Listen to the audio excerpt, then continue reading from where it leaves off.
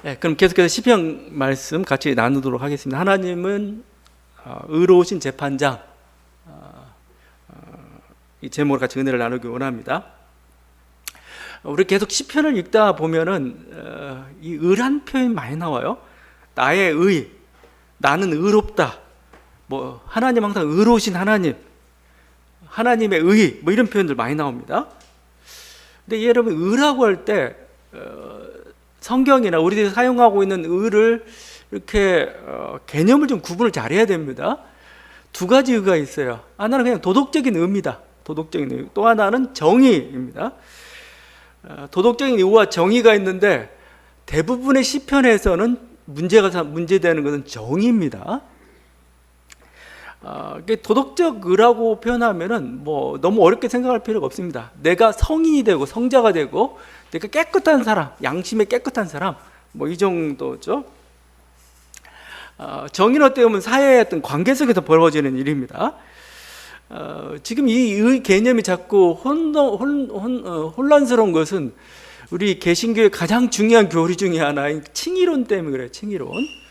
뭐 칭의론은 뭐 칭한다, 의롭다 칭한단 말입니다. 그건 여러분도 잘 알고 있어요. 쉬워요. 뭐냐면 예수 믿으면 구원받아요. 그거예요. 그냥 칭의로 너무 어려운 거 아니에요. 천국 가는데 돈으로 못 가고 마음 찾게도 못 가고 뭔가 이렇게 내가 좋은 일 해도 못 가고 다 그래요. 예수 믿고 갑니다. 이게 칭의론입니다. 근데 그 바탕에는 뭐가 있냐면은 도덕적 의라는 게 있습니다. 도덕적 의. 왜냐면 내가 도덕적으로 깨끗하지 못해요. 내가 하나님, 그리고 우리가 죄인이라고 표현하죠. 그러니까 뭐요? 기본 칭의론의 기본 전제는 인간 스스로 의롭게 될 수가 없다는 거죠. 의롭게 될 수 없기 때문에 뭐예요? 대신 예수의 의가 필요한 겁니다. 우리가 예수를 믿는 순간 예수의 의가 나한테 전가가 된다. 옷을 입는다 이런 표현을 써요. 그래서 이 의라는 것은 내가 내 안에서 만든 어떤 성이 내가 성자가 된 의가 아니에요. 예수의 의가 나에게 왔기 때문에 그냥 이것을 칭의라고 합니다. 칭의. 성의의 반대말이에요. 성의의 약간 반대 개념입니다. 내가 의롭게 되면은 성이지만 의롭지 않은데 하나님 의롭다 칭해주면 칭의가 되는 거고, 그래서 예수 믿고 구원받고. 근데 그 하여튼 전제의 의는 뭐요? 내가 도덕적으로 스스로 깨끗할 수 없다. 이게 전제가 되어 있죠. 자, 근데 이런 도덕적 의 개념을 가지고 시편을 읽으면 해석이 안 돼요. 시편을.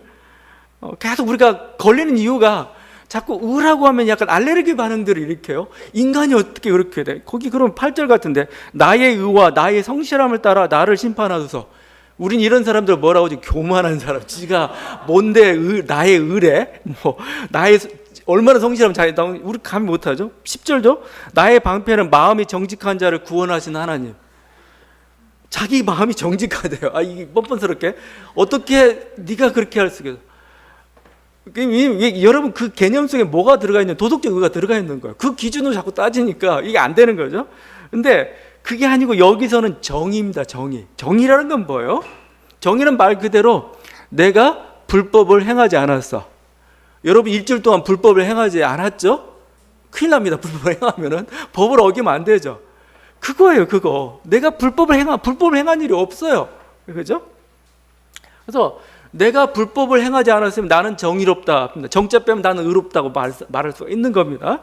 그리고 이 정의라는 것은 단순히 뭐 법을 지키고 안 지키고 그런 차원을 떠나서 현대 사회에서 정의가 뭐와 관련되어 있냐면 불평등하고 항상 관련되어 있습니다. 정의롭지 못한다는 것은 그러니까 법을 잘 지키지 않는다 그런 차원을 좀 떠나서 뭔가 이렇게 가난한 자, 어떤 약자들이 존중이나 배려를 받지 못하고 불평등이 심화되어 있는, 소수에게 모든 권력이 집중되어 있는 그 상태를 부정이라고 합니다. 불이라고 이렇게 표현하고 있는 거예요. 그러니까 지금 내가 다른 사람도 억울하게 공격을 당하고 있습니다. 하나님 정의를 회복시켜 주십시오. 이겁니다. 정의를. 그건 뭐예요? 나의 억울함을 들어주시고 나의 억울함을 해소시켜 주십시오. 이거죠. 하나님이 해소해 주면 뭐예요? 이게 의로운 겁니다. 의로운 거요. 하나님이 나를 의롭다 하셨다는 건 뭐예요? 하나님이 나의 억울함을 해소시켜 주셨구나. 그때 뭐예요? 나는 의로운 거고, 하나님 의가 나에게 임했다는 표현을 하는 거고, 나의 의라고 표현할 때 항상 그런 개념이 들어가 있습니다. 그러니까 여러분 조심해야 됩니다. 그럴 뿐만 아니라 여러분의 재판 개념도 조금 머릿속에 그려야 돼요. 시편에서 계속 재판 장면들이 많이 나와요. 왜냐하면 재판이라는 게 의와 불의를 결정하는 최종적인 단계이기 때문에 나올 수밖에 없습니다. 근데 거기 보면 우리 하나님도 어떻게 나오냐면, 하나님도 재판장으로 나오죠. 거기 11절에 하나님은 의로우신 재판장이다. 9절에는 마음과 양심을 감찰한다. 8절에는 만민을 심판한다. 하나님이 재판장으로 이렇게 나오고 있는데, 이 재판 개념이 뭐냐는 겁니다. 여러분도 잘 알고 있는 개념이에요. 사실은요, 재판은 뭡니까? 재판은 A와 B가 싸우고 있는데 그 중에서 누가 옳은지를 평가하는 거예요. 손들어주는 겁니다. 예를 들면 이런 거죠. 민사 재판은 뭡니까? A와 B, 겁과 을이 싸워요. 여기서 딱 재판에 판단해보고 네가 옳아, 이거죠? 이게 의예요. 이게 재판인 겁니다. 그리고 형사재판도 마찬가지죠. 기소자가 검사가 되어 있고 피의자가 어떤 피고가 있죠. 이 둘 사이에서 재판장이 판단을 하는 거죠. 누구 말이 옳은지, 거기에 따른 죄를 형량을 때리는 거죠. 전부 A와 B 사이에 일어난 일이 재판이에요. 이건 당연한 겁니다. 그러니까 시편을 읽을 때 이렇게 봐야 되는데, 문제가 뭐냐면 루터 때문에 발생합니다. 루터는 이 재판을 생각한 게 아니라 어떤 재판을 생각하냐면 하나님 앞에서의 단독 법정을 생각합니다. 하나님이 앞에 있고 내가 그 앞에 혼자 서 있는 거예요. 그래서 하나님이 나를 심판하시는 겁니다.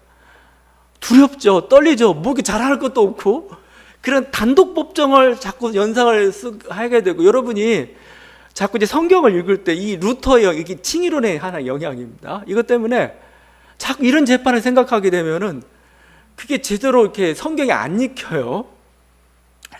우리는 뭐 그걸 양심의 법정이라는 표현을 쓸 수도 있겠고, 결국 루터는 뭡니까? 이 하나님의 법정에서 떳떳이 설 사람 누구 있냐 이거야. 아무도 없죠. 그저 필요한 게 뭐예요? 그러니까 예수 믿으라는 거예요. 예수. 아무도 하나님의 법정에서 쓸 수 없으니까 예수를 믿으면 예수님의 의가 나한테 와. 아까 얘기했죠. 그게 칭의죠, 칭의. 하나님이 나를 그냥, 너 죄인인데 의롭게 너는 그냥 받아줄게. 너는 이제 무죄방면이야. 이런 단독 법정을 자꾸 생각을 했는데, 그 논리로 읽으면은 시편이 안 읽혀요. 안 읽힙니다. 이게 제가 지금 단순하게 설명했는데, 요즘 이제 바울 신학이라는 겁니다. 바울 신학의 거의 절반 논쟁이 칭의론 논쟁이에요. 칭의론. 루터가 개념을 정립했던 이 칭의론에 대해서 계속해서 하는 게, 이건 좀 뭔가 잘못됐다. 그러니까 물론 의도는 알겠는데, 구원의 어떤 그 예수가 필요하다는 걸 알겠는데, 그걸 설명하는 방식이 성경을 적용하는 방식이 루터가 좀 잘못됐다 해가지고 계속 논쟁이 벌어지고 있어요. 그게 이제 유명한 바울의 쇠관점 학파라는 게 나옵니다. 쇠관점 학파. 새로운 관점에서 바울을 이해하자. 하여튼 이런 겁니다. 단독 법정이 아니라는 겁니다. 재판 두 사이에서 이렇게 벌어졌는데, 여기서 심판관이, 재판관이 하나님이 네가 오라라고 선언해줘요. 그럼 여기는 도덕적인 게 들어간 게 아니잖아요. 내가 성인이고 군자라가 아니죠. 이 두 관계 속에서 내가 죄를 지지 않았다는 거예요. 나는 불법한 일을 행하지 않고 내가 더 온전하다는 거, 제가 나한테 모함하고 있고 나를 억울하게 한다는 거잖아요. 그것을 신원해 주는 것, 이게 의예요. 하나님의 의롭다 하심. 그래서 아예 그냥 예전에 우리 김창나 교수라고 한신대 신약학 하시는 분은 칭의론 얘기할 때 뭐라고 표현하냐면, 아예 투쟁의 교설로서의 칭의론, 이런 표현을 씁니다. 말이 좀 애매한데, 지금 뭐요? 가난한 자와 강자가 싸우고 있는데 하나님이 뭐요? 가난한 자 네가 오라 라고 했을 때 이게 하나님의 의다. 이거 표현한 겁니다. 복잡한 신학 얘기를 했지만, 그래도 우리들의 성경을 읽는 데서 여러분이 그 개념도 다 단독법정의 개념을 지우시고 이 시편을 읽어야 됩니다. 그래서 지금 시편 시인은 결국 둘 사이 지금 싸움이 벌어졌는데, 결국 나를 변호해 줄 사람은 하나님밖에 없는 거예요. 그러니까 하나님의 법정으로 이것을 끌고 가는 겁니다. 끌고 가고, 또 하나님의 법정 앞에서 자기가 받았던 어떤 그 하나님의 의롭다는 선언, 네가 옳다는 그 선언을 가지고 또 적들과 원수들과 싸우고 있는 게 지금 이 오늘 시편이죠. 그래서 하나님 앞에서 일단 자기가 의롭다는 걸 듣기 위해서 일단은 자기가 불법하지 않았다는 걸 보여줘야 되죠. 그게 3절에서 5절에 나와 있죠. 여호와 내 하나님이여 내가 이런 일을 행하였거나 내 손에 죄악이 있거나 화친한 자를 악으로 갚았거나 내 대적에게서 까닭 없이 빼앗았거든 원수가 나의 영혼을 쫓아잡아 내 생명을 땅에 짓밟게 하고 내 영광을 먼지 속에 살게 하소서. 지금 이거 뭐예요? 지금 원수가 고발하는 그 행위에 대해서 나는 하지 않았다 이거죠. 또 원수가 나를 이렇게 고발할 정도의 악행을 행하지 않았다 이거죠. 여러분 이런 일을 행한 적 없죠? 여러분 의인이에요. 여러분 의인이고 이건 나의 의라고요. 나는 그렇게 이웃한테 잘못한 적 없는데 갑자기 누가 나를 무고했어요. 무함했어요. 이 상황입니다. 이 상황 속에서 하나님 나의 의를 지켜주십시오. 인간은 참 무지하죠. 뭔가 무지하고 편견과 욕심에 사로잡혀 있죠. 그러니까 세상 재판관도 마찬가지입니다. 그들은 권력과 돈에 휘둘리죠. 힘센 자가 이렇게 얘기하면은 들을 수밖에 없어요. 어떤 권력 있는 사람이 아니면 부유한 자가 뇌물을 먹게 되면 그렇게 판결할 수밖에 없죠. 또 그럴 뿐만 아니라 인간 자체는 무지하죠. 그러니까 잘 알 수가 없어요. 상황이 어떻게 벌어지는지. 그러다 보니까 잘못된 판단하기가 참 쉽고 그렇죠. 그러니까 부당한 판결들이 많은 거죠. 그런데 하나님은 어떠한 분이십니까? 하나님은 우리 마음속을 거기 9절이죠. 의로우신 하나님이 사람의 마음과 양심을 감찰하시나이다. 우리 하나님은 우리 마음을 감찰, 그러니까 나의 진실을 안다는 거예요. 나의 진심을 안다는 거죠. 그러니까 바로 그 하나님, 나는 그 하나님께 호소합니다. 그러니까 여러분 이 하나님을 붙잡으세요.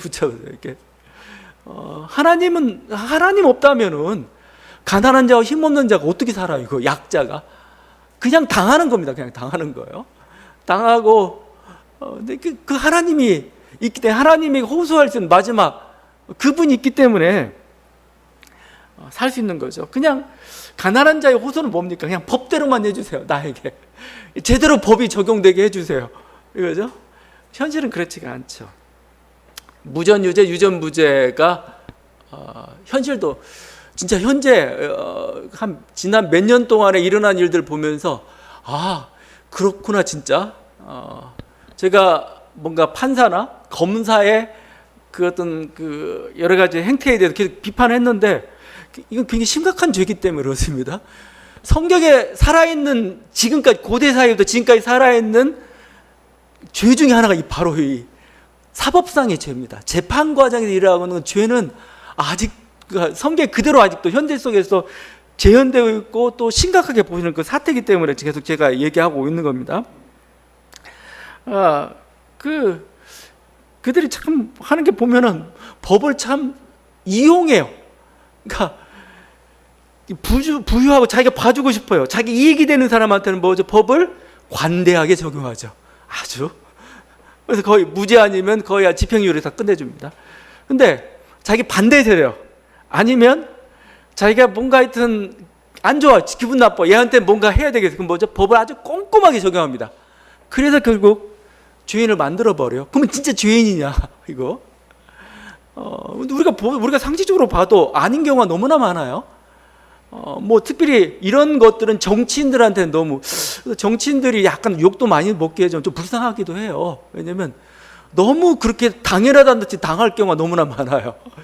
저건 좀 무리한 법 적용인데? 이렇게 할 정도까지. 그런 형 참으로 많이 일어나죠. 그런 사건들 여러 다방면 이러다 보니까 우리가 그런 생각하게 됩니다. 저렇게 뻔뻔하게 심판을 구분 판결할 정도라면 평상시에는 어땠겠는가 해서 평상시에는 가난한 자들 얼마나 당했겠는가. 대형 로펌이나 아니면 뭔가 정말 힘 있는 자들이 많은 돈을 가지고 했을 때는 결국 판사들도 그게 유리한 판결을 내릴 수밖에 없었겠구나. 그죠? 고대 사회만 문제가 아니고 지금 현대 사회도 이런 일이 지금 벌어지고 있습니다. 그러니까 이쪽에 상대방이 죽이겠다고 작정하고 이쪽을 다 장악하고 가면 그냥 그대로 그런 판결을 내릴 수밖에 없는 게 그런 거죠. 그러니까 그 법정에는 기대할 게 없는 겁니다. 그래서 그냥 이 시인이 지금 하나님께 호소하는 겁니다. 하나님 전 억울합니다. 제가 의지할 바는 당신밖에 없습니다. 근데 하나님은 이 성경 속에 나타난 표현이 하나님은 가난한 자의 하나님이다, 하나님은 약자의 하나님이다가 맞아요. 왜 그러느냐? 끝까지 그 하나님을 붙잡고 있는 사람들이 결국 가난한 자예요.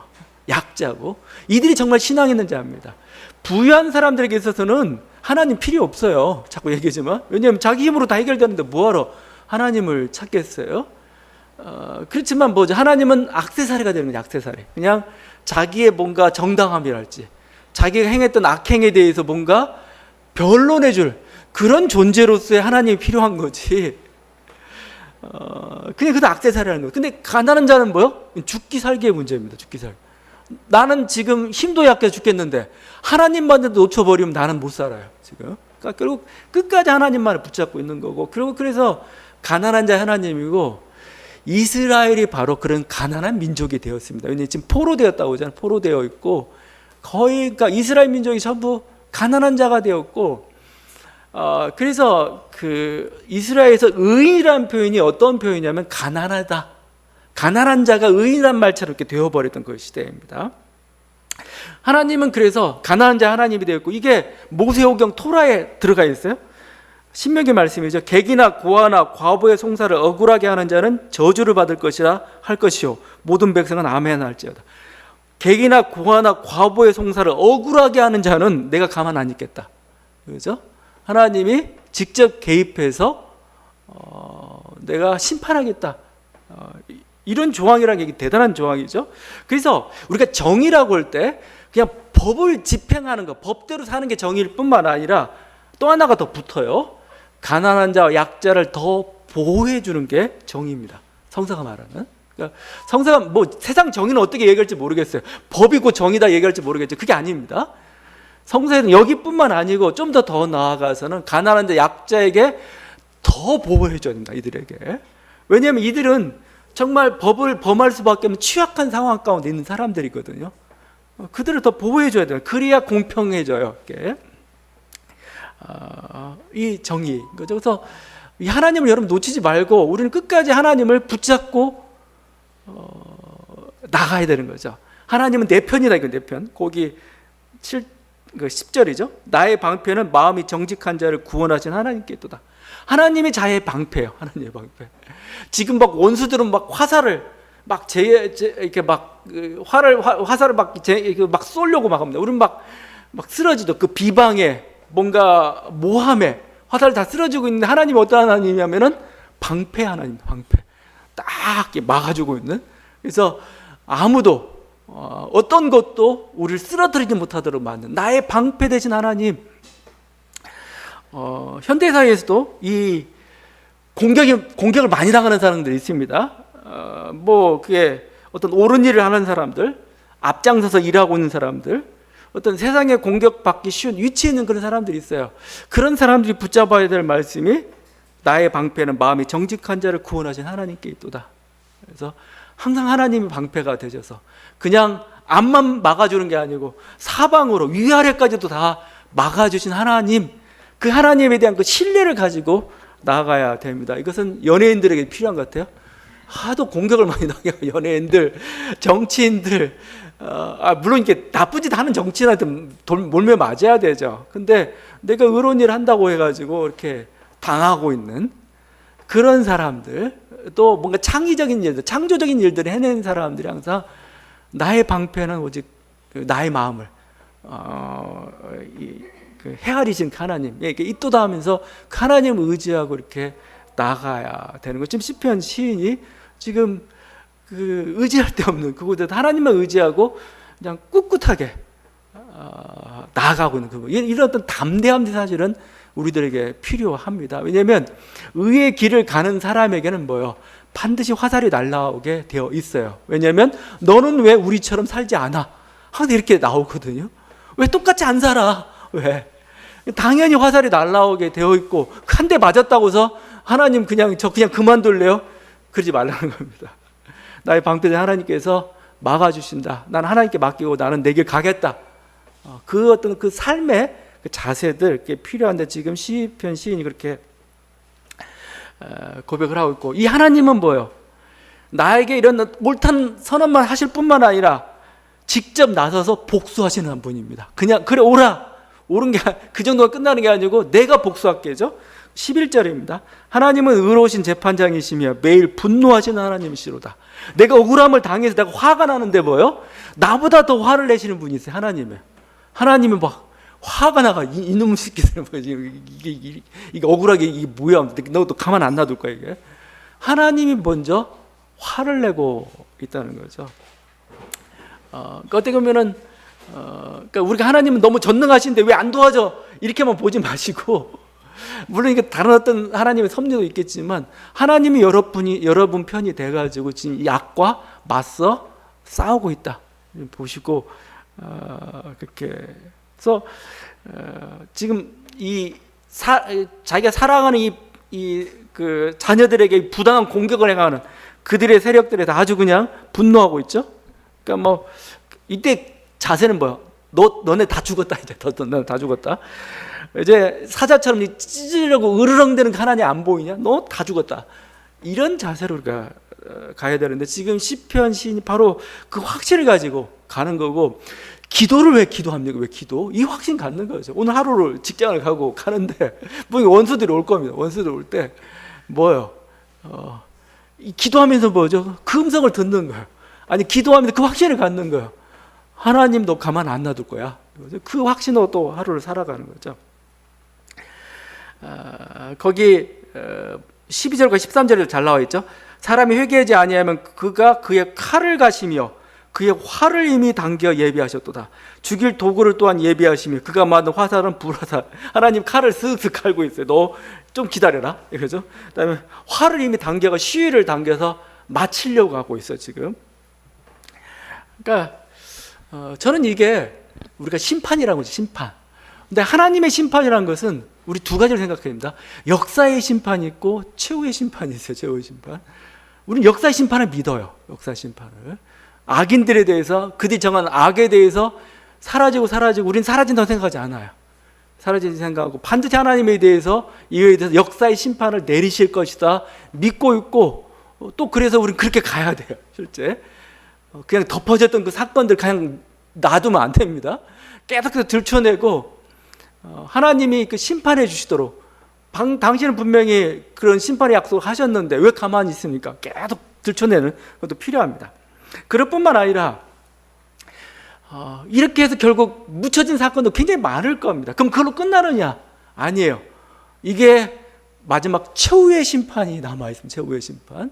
우리가 죽음 이후에 최후의 심판은 결국 악인들에 대한 심판. 이 역사 속에서 하나님이 행하지 못한 악에 대해서 최종적인 판단이 최후의 심판에서 이루어진 겁니다. 그래서 여러분도, 제가 여러 가지 개념들 자꾸 얘기하고 있는데 최후 심판 개념도 좀 바꿔야 됩니다. 여러분 최후 심판 개념이 어떤 개념이에요? 여러분 최후 심판 개념은 마치 뭐 우리뿐만 아니고 뭐 다른 종교도 그렇지만 이렇게 이런 개념이죠.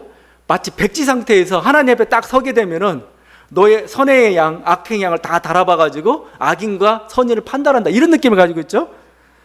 이게 아마 애굽에 나와 있는 그 오시리스, 그게 제일 오시리스 종교에서 나오는 모습이죠. 죽으면 전부 이렇게 오시리스 앞에 가서 심판을 받습니다.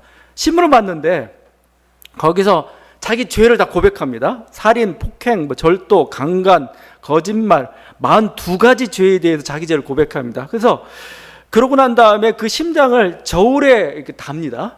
달아가지고 깃털보다 가벼워야 그 진실성 입증이 되는 겁니다. 그래서 이게 그렇지 않으면 이제 지옥에 가는 거고 진짜 부활의 몸을 입게 되고 천국에 가는 이런 거죠. 다른 종교도 마찬가지입니다. 대부분 종교 이런 식으로 죽어서 그 선행의 양, 악행의 양을 판단한다. 우리들도 이런 개념을 최후 심판을 생각하고 있는데 실제로 그거 아닙니다. 그렇게 시작하지 않았어요. 어떻게 시작됐냐면 이미 악인과 의인은 정해졌어요. 정해졌는데 악인에게 행해지지 않았던 그 심판을 마지막에 처리하는 겁니다. 그러니까 정의의 관념 속에서 나온 거예요. 그것에 보면 지금 뭐죠? 그 악인이 된 최후의 확정 판결, 이게 최후 심판인 겁니다. 요한계시록에 나와 있어요. 요한계시록에 이렇게 되어 있죠. 내가 보니 죽은 자들이 큰 자나 작은 자나 그 보좌 앞에 서 있는데 책들이 펴 있고 또 다른 책이 펴졌으니 곧 생명책이라. 죽은 자들이 자기 행위를 따라 책들에 기록된 대로 심판을 받으니 누구든지 생명책에 기록되지 못한 자는 불못에 던져져. 어떤 사람들이 지옥에 가느냐? 생명책에 기록되지 않은 사람들. 생명책에 기록되지 않은 사람, 악인들은, 이 악인들은 언제 기록되어 있어요? 이미 이 땅에서 기록이 됐어요. 죽기 전에 다 결정이 됐어요. 선인인지 악인인지가 결정이 됐고, 악인이 된 심판을 최종적으로 하는 게 최후 심판, 종말, 우리가 이런 백보자 심판, 뭐 이런 거죠. 정의의, 이걸 우리가 본 신정론이라고 표현하죠. 이 세상에서 뭐요? 심판받지 못한 악에 대해서 최종적으로 심판하시는 겁니다. 그래서 역사의 심판을 받는 게 더 현명해요. 더 좋아요. 빨리 여기서 역사의 심판을 받고 털고 가야 돼요. 털고 가지 않고 만약에 아직도 남아있다, 그건 최후의 심판에 너희들 가만 안 놔두겠다, 이거죠. 그래서 이게 최후 심판의 시작입니다. 나중에 어떤 형태로도 교리가 발전할지 모르겠는데 철저히 정의관념 속에서 천국과 지옥도 나오고 있는 거예요.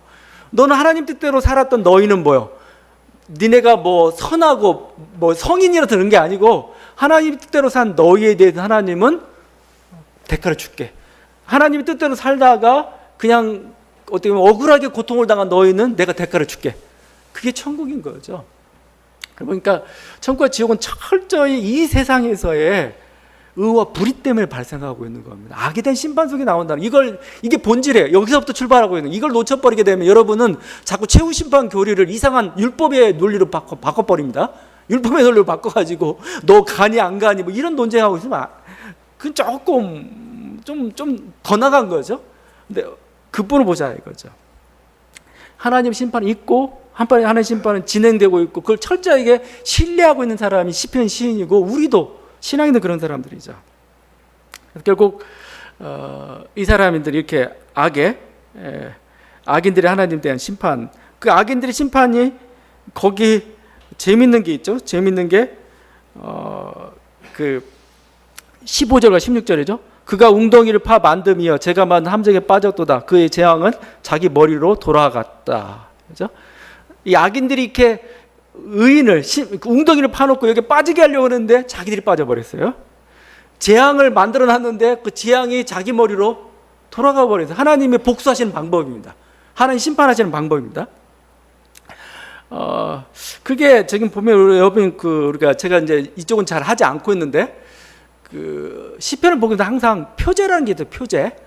제 말 앞머리에 이렇게 돼 있죠. 뭐 다윗의 시, 뭐 어떻게, 그러니까 이 표제는 이 시를 어떻게 노래하고 어떤 느낌으로 불러라 이런 겁니다. 근데 여기에 뭐라고 표현되냐면 베냐민 사람 구시가 한 말을 듣고 다윗이 주 앞에서 부른 애가 이렇게 표현되어 있어요. 이런 느낌으로 불러라. 근데 베냐민 구시가 누군지를 잘 모르겠어요. 누군지. 이건 확실해요. 그 나의 해방일지의 구시는 아니에요. 근데 이 구시가 누군지는 잘 모르겠어요. 근데 저는 이것보다는 이 시편을 해석할 때 어떤 게 더 나냐면 에스더서에 나와 있는 하만의 이야기가 더 적합합니다. 거의 정확한 거. 이쪽이 거의 딱 들어맞는 것 같아요. 하만은 페르시아의 총리였는데 페르시아 유태인들이죠. 그야말로 유대인들이 이렇게 뭐 4세기, 5세기 정도 페르시아의 그 유태인들이 기분이 나빠요. 아주 그래서 이들을 아주 진멸해버릴 계획을 세웁니다. 하만이. 그래서 모함을 해요. 어떻게 모함하냐면 에스더서 3장 8절인데 왕의 법률을 지키지 아니하오니 용납하는 것이 왕에게 무익합니다. 이들은 근본적으로 하나님 그 왕의 법을 안 지키는 백성입니다라고. 이게 모함인 거죠. 자기들은 잘 지켰는데 이 모함하니까 억울한 일이 발생하고 민족 전체가, 이건 뭐 BC 기원전 얘기지만 사실은 중세 시대도 있었던 얘기입니다. 유태인들 지금 학살당할 위기에 처해 있는 겁니다. 그러고 나서 이들을 언제 학살할까 해가지고 제비를 뽑아요. 날짜를 정하는 겁니다. 제비를 뽑다는 게 부르란 표현이 여기서 불임절이라는 게 이스라엘 유대력이 나오게 되는데 그래서 제비를 뽑습니다. 그래서 유대인이 몰살할 날짜를 정해요. 막 지금 굉장히 위급한 상황이 자기 죽게 생겼어요. 지금 시편 시인의 상황도 마찬가지입니다. 그러니까 막 그 억울한 유대인들이 막 왕에게 하소연합니다. 막 아니 저는 억울합니다. 막 얘기하고 왕이 지금 재판관인 거죠. 막 울며 금식합니다. 결국 어떻게 되면 나중에 뭐 모르드게죠. 모르드게가 나오고 여기서 유명한 왕후 에스더가 나오죠. 둘이 활약을 해가지고 결국은 왕의 마음을 아닥사스다 그 왕의 마음 페르시아 전쟁을 일으켰던 그리스 페르시아 전쟁을 일으켰던 그 왕입니다. 그 왕의 마음을 돌려놓아요. 설득하는 성공합니다. 그리고 어떤 일이 발생하냐면 오히려 하만과 그 일당이 자기들이 유대인들을 죽이려고 했던 그 도구에 똑같이 죽음을 당합니다. 7장인데 왕이 이르되 하만을 그 나무에 달라하매 모르드게를 매달려고 한 나무에 하만을 다니 왕의 노가 그치니라. 왕이 분노해 하만 목 잘라 목 달아 했는데 어디에 달렸냐면은 하만이 모르드게를 달아놓으려고 했던 그 교수대에 자기 목이 달린 거죠. 이게 뭐죠? 오늘 말씀 그대로 그가 자기가 판 웅덩이에 자기들이 빠졌다 이런 표현을 쓰고 있습니다. 그뿐만 아니라 그 제비 뽑아서 유대인들을 몰살하려고 했던 그날의 반대로 유대인들 대적자들에 대해서 니네가 보복할 수 있는 기회를 왕이 줬습니다. 왕이 여러 고을에 있는 유다인들에게 허락하여 그들이 함께 모여 스스로 생명을 보호하여 각 지방의 백성 중 세력을 가지고 그들을 치리하는 자들과 그들의 처자를 죽이고 도륙하고 진멸하고 그 재산을 탈취하게 하였다. 그래서 오히려 반대로 대적자들 죽이고 그 재산을 탈취하는 일들이 발생하죠. 에스더서는 참 재밌죠. 왜냐하면 에스더서는 하나님 이름이 한 번도 안 나와요. 어떻게 이렇게 그런데도 우리는 보면 하나님이 역사의 어떤 손을 역사의 어떤 그 물질이랄지 왕의 마음을 움직여가지고 하나님의 뜻을 성취시켜가고 있는 하나님의 의로운 재판장이 돼가지고 어떻게 복수하고 있는가를 보여주고 있는 게 바로 이 에스더서인 거죠. 바로 이건 우리들의 이야기하기도 그렇습니다. 우리들 속에서 어려움과 억울함과 모함을 당하고 그렇죠. 근데 우리들 할 기도가 있어요. 그게 15절 16절이죠. 그가 웅덩이를 파 만듦이여 제가 만든 함정에 빠졌도다. 그의 재앙은 자기 머리로 돌아갈 것이다. 너의 모든 경영이 너의 모든 계획은 헛수고로 돌아갈 것이다. 수포로 돌아갈 것이다. 너의 함정에 빠지게 될 것이다. 오히려 우리 하나님은 그 모든 상황을 역전시키는 하나님, 그래서 통쾌하게 복수하신 하나님 이렇게 나오고 있습니다. 우리는 그 하나님을 끝까지 신뢰하고 여러분 나아갈 수 있어야 할 것입니다. 그래서 이 하나님 앞에 자기 의에 대한 나는 의롭다는 거, 이 확신을 가지십시오. 이거 어려운 게 아닙니다. 자꾸 얘기지만 자기 양심 얘기하는 게 아닙니다. 정말 하나님 말씀에 비춰보면 좀 그렇지만 하여튼 자기 생활 속에서 그렇게 잘못한 게 없어요. 실제 정말 그럼 의로운 겁니다. 그런데 누가 나를 공격하고 있어요? 그건 뭐요? 이 사람에 대해서 나는 의로운 겁니다. 그래서 그 의에 대한 확신은 나는 정당해. 그 확신을 여러분 가지시길 바랍니다. 그리고 이 모든 그다음에 어떤 상황 속에서 벌어지는 이 모든 어떤 원수들의 계획들, 그로 말미암은 복수들 이것들은 이제 하나님께 맡기는 거죠. 하나님께서 하실 것입니다. 여러분 뭐 힘으로 할 수 있으면 하고 힘으로 못 하니까 기도하는 거 아니겠어요? 그러니까 뭐 하나님께 맡기세요. 맡기고 하나님께서 저들에게 정말 그들의 웅덩이에 자기가 빠질 것이다. 그래서 하나님께 복수를 맡기고 우리는 오히려 어떤 당당하게 꿋꿋하게 자기 길을 계속 가는 이게 필요하다고 보고 어떻게 보면 그것을 다짐하는 노래가 바로 이 시편 7편의 노래입니다. 이 은혜가 있는 저와 여러분 되기를 바랍니다. 기도하시겠습니다.